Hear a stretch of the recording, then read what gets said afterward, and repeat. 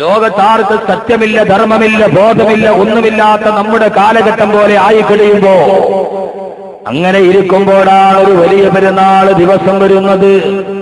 അങ്ങനെ ഇരിക്കുമ്പോഴാണ് ഒരു വലിയ പെരുന്നാൾ ദിവസം. പെരുന്നാൾ നിസ്കാരം കഴിഞ്ഞ ആളുകളെല്ലാം വീട്ടിലോട്ട് പോകും. അന്നത്തെ ദിവസം ഇശാ നമസ്കാരം കഴിഞ്ഞ ജനങ്ങളെല്ലാം വീട്ടിൽ കിടന്നുറങ്ങും. ബഹുമാനപ്പെട്ട ഈസാ നബി അലൈഹിസ്സലാത്തു വസ്സലാമിന്റെ വഫാത്തിന് ശേഷം 6 ചക്രവർത്തിമാര് ഭരിക്കുന്ന കാലഘട്ടത്തിൽ ലോകം മുഴുവനും മതപതനത്തിന്റെ അധമഭാവ തലങ്ങളിലോട്ട് കടന്നു ചെല്ലുമ്പോ, അങ്ങനെ ലോകം മുഴുവനും ഹക്കിന് സ്ഥാനമില്ലാതെ അനാശാസ്യ പ്രവണതകൾ മുഴുകിക്കടിയുകയാണ്. ലോകാവസാനത്തിന് വിധിയെടുത്തിന്റെ കാഹളം ഊതാൻ പോവുകയാണ്. ഒരു വലിയ പെരുന്നാൾ ദിവസം എല്ലാവരും ഇശാ നമസ്കാരം കഴിഞ്ഞ് കിടന്നുറങ്ങുന്നു. എല്ലാ മനുഷ്യരും ലോകം മുഴുവനും ഉറക്കത്തിലോട്ട് കടന്നു ചെല്ലുന്നു. സഹോദരങ്ങളെ, രാവിലെ എഴുന്നേൽക്കുന്ന സമയമാകുമ്പോ ലോകത്തതാ വെളിച്ചം കാണുന്നില്ല, സൂര്യൻ ഉദിക്കുന്നില്ല, സൂര്യന്റെ കിരണങ്ങൾ കാണുന്നില്ല. 24 മണിക്കൂർ കഴിഞ്ഞ് 12 മണിക്കൂർ കഴിഞ്ഞ് പകല് വരേണ്ട സമയമായി. പകല് കാണാനില്ല. ലോകത്ത് മുഴുവനും കൂരാക്കൂരിട്ടാണ്. ലോകത്തിന്റെ ഭൂഖണ്ഡങ്ങൾ മുഴുവനും കൂരാക്കൂരിട്ടിൽ കിടക്കുന്നു. കിടന്നുറങ്ങിയവരെല്ലാം കണ്ണു തുറക്കുന്നു, ഉറക്കത്തിൽ എഴുന്നേൽക്കുന്നുണ്ട്. പക്ഷേ പകല് വരുന്നില്ല, പകല് കാണുന്നില്ല. സൂര്യനെവിടെ കാണുന്നില്ല, പടിഞ്ഞാറൻ ചക്രവാളം എവിടെ കാണുന്നില്ല, കിഴക്കിന്റെ ഉപനവസ്ഥലി എവിടെ കാണുന്നില്ല, ഉഷസ്സിന്റെ പ്രഭാതമേ കടന്നു വരുന്നില്ല. എല്ലാവരും ഉറക്കമെഴുന്നേൽക്കുന്നു. 24 മണിക്കൂർ കഴിഞ്ഞു, രാത്രി മാറുന്നില്ല. സഹോദരങ്ങളെ, ലോകത്തിലെ ഏറ്റവും ദൈർഘ്യമുള്ള രാത്രി ഒരു ദിവസം കഴിഞ്ഞിട്ടും സൂര്യൻ ഉദിക്കുന്നില്ല. ആളുകൾ വിശന്നിട്ട് കരയാൻ തുടങ്ങി. ആടുമാടുകൾ നിലവിളിക്കുന്നു, വന്യമൃഗങ്ങൾ കിടന്ന് മുരളുന്നു. ആളുകൾ മുഴുവൻ നിലവിളിക്കുന്നു, വിശന്നിട്ട് സഹിക്കാൻ കഴിയുന്നില്ല. ലോകം മുഴുവനും ഒരു തരിമ്പിന്റെ വെളിച്ചം പോലുമില്ല. അല്ലാഹുവിന്റെ റസൂൽ പറഞ്ഞു, അന്ന് ആളുകൾ മുഴുവനും വിളക്ക് കത്തിക്കാൻ നോക്കും. അവര് വിളക്ക് കത്തിക്കാൻ നോക്കുമ്പോ പ്രകാശത്തിന് ഏതൊക്കെ മാർഗങ്ങളുണ്ടോ അന്ന് തീപ്പെട്ടി ഉരസിയാല് കത്തുകയില്ല, വിളക്ക് കത്തിച്ചാല് വരികയില്ല, ലൈറ്റ് ഇട്ടാല് സ്വിച്ച് ഇട്ടാല് ലൈറ്റ് തെളിയുകയില്ല. പ്രകാശത്തിന്റെ മാർഗങ്ങൾ ഏതൊക്കെയുണ്ടോ അതെല്ലാം നഷ്ടപ്പെട്ടു പോകും. 24 മണിക്കൂർ അങ്ങനെ കഴിയും. ആളുകളുടെ ദീനരോധനങ്ങൾ ഉയരാൻ തുടങ്ങി, വന്യമൃഗങ്ങൾ കരയാൻ തുടങ്ങി, കോഴികളും പറവകളും ഭീതിരമായ അലർച്ചയോടെ കരയാൻ തുടങ്ങി. മനുഷ്യൻ വിശന്നിട്ട് കിടന്ന് വിലവിളിക്കാൻ തുടങ്ങി. 48 മണിക്കൂർ കഴിഞ്ഞു. വലിയ പെരുന്നാളിന്റെ ദിവസം ഇശാ നിസ്കാരം കഴിഞ്ഞ് കിടന്ന ആളുകൾ 2 ദിവസം പൂർണ്ണമായി കഴിഞ്ഞു. സൂര്യനെ കാണാനില്ല. എല്ലാ ദിവസവും കിടക്ക് നിന്നുദിച്ച സൂര്യ, പടിഞ്ഞാറ് പോയ സമയത്ത് സൂര്യകിരണങ്ങളെ എവിടെയാണ് നിങ്ങൾ മാറിപ്പോയത്? ലോകം മുഴുവനും നിലവിളിയുടെ ദീനരോധനം ഒലിഞ്ഞു കേൾക്കുമ്പോ, ലോകത്ത് മുഴുവനും ഒരു തുള്ളി വെളിച്ചമില്ലാതെ മനുഷ്യരും നാൽക്കാലികളും കിടന്ന് പൊട്ടിക്കരയുമ്പോ, അതാ 72 മണിക്കൂർ പിന്നിട്ടു. 72 മണിക്കൂർ പിന്നിട്ടു. 72 മണിക്കൂർ പിന്നിട്ട് കഴിയുമ്പോ, 72 മണിക്കൂർ പിന്നിട്ട് കഴിയുമ്പോ, അതാ ദിവസങ്ങൾ കഴിഞ്ഞ് മനുഷ്യൻ മുഴുവനും വയറുപോലും വിശപ്പ് കൊണ്ട് മാന്തിപ്പറിക്കുമ്പോ, 72 മണിക്കൂർ കഴിയുമ്പോ എവിടെ നിന്നോ ചെറിയ ചെറിയ പ്രകാശങ്ങൾ കടന്നു വരുന്നത് പോലെ, എവിടെയോ ഒരു തീപ്പെട്ടിക്കൊള്ളി കത്തിച്ചതുപോലെ ഒരു ചെറിയ ചെറിയ പ്രകാശം കടന്നു വരികയാണ്.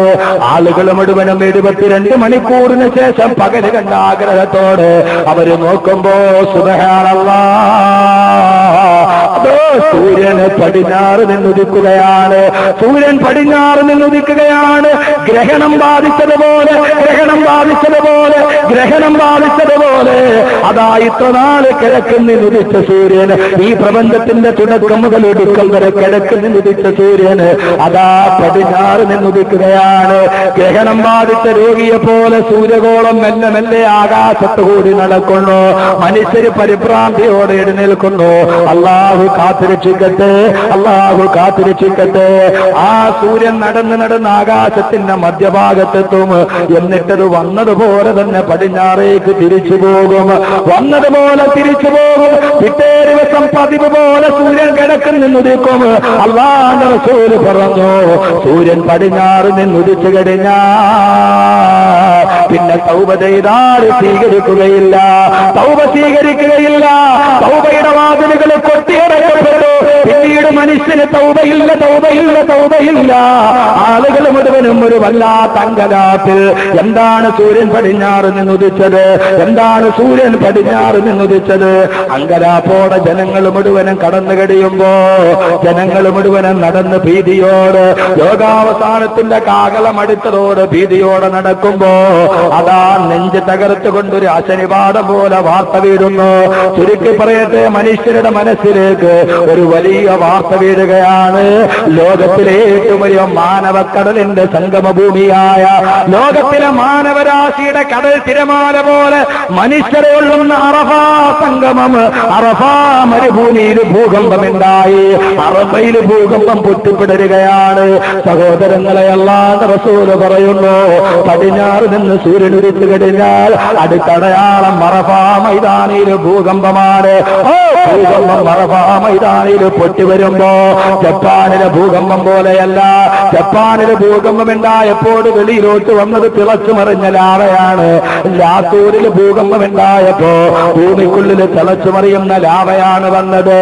പക്ഷേ അറഫയുണ്ടല്ലോ, ലക്ഷക്കണക്കിന് മനുഷ്യരുടെ വേദിയായ അറഫ, ഹജ്ജിന്റെ നിൽപ്പിന്റെ വേദിയായ അറഫ, എല്ലാവരും തിരിച്ചറിഞ്ഞ അറഫ.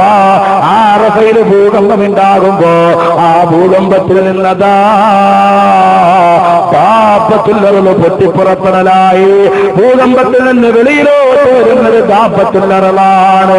അല്ലാഹുവിന്റെ ഖുർആൻ തന്നെ പറഞ്ഞതല്ലേ, വഅഖ്റജ്നാ ലഹും ദാബതൻ മിനൽ അർളി തുകല്ലിമുഹും അന്നന്നാസ കാനൂ ബിആയാതിനാ ലാ യുഖിനൂൻ. അല്ലാഹുവിന്റെ വിശുദ്ധമായ ഖുർആൻ പറയുന്നു, വഅഖ്റജ്നാ ലഹും ദാബതൻ മിനൽ അർളി, ഭൂമിയിലെ ദാബത്തുൽ അർള് പുറപ്പെട്ടു കഴിഞ്ഞാൽ, ഏത് ദാബത്തുൽ അർളാ തുകല്ലിമുഹും, ആ ദാബത്തുൽ അർള് നിങ്ങളോട് സംസാരിക്കും. സഹോദരങ്ങളെ, അറബയിൽ ഭൂകമ്പമുണ്ടായി. ആ ഭൂകമ്പത്തിൽ നിന്ന് ദാബത്തുൽ അർള് പുറപ്പെടലായി. എന്താ ദാബത്തുൽ അർള് എന്ന് പറഞ്ഞാൽ എന്താണെന്നറിയുമോ? ബഹുമാനപ്പെട്ട ഇബ്നു കസീർ റഹിമഹുല്ലാഹ് അന്നിഹായത്തു ഫിൽ ഫിത്നി വൽ മലാഹിം എന്ന ഹാഫിദ് ഇബ്നു കസീർ റഹിമഹുല്ലാഹിയുടെ പ്രബലമായ കിതാബില് അദ്ദേഹം ദാബത്തുൽ അർളിന്റെ ലക്ഷണം പറയുകയാ.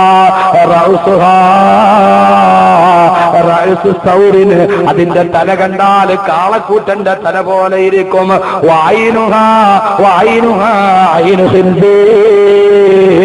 ദാബത്തുൽ അർളിന്റെ കണ്ണ് കണ്ടാൽ പന്നിയുടെ കണ്ണ് പോലെയാ.